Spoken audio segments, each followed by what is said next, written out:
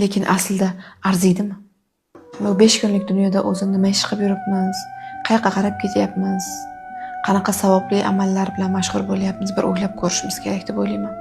Insonlarga bo'lgan hurmatimizga, sevgimizga yarasha javob qaytmasa qanchasi qilamiz? Molimizga zarar kelib qolsa dod solamiz. Lekin aslida arziydimi? Arziydimi yuragingizni shuncha siqib, shuncha yig'lab, shuncha voy dod qilishingizga? Axir bu dunyo 5 kunlik dunyo-ku. Ertaga bu dunyoni tark etarkansiz, o'zingiz bilan nimani olib keta olasiz? Na mol dunyoyingizni, na sevgan yoringizni, na farzandlaringizni, na ota-onangizni o'zingiz bilan birga olib keta olmaysiz.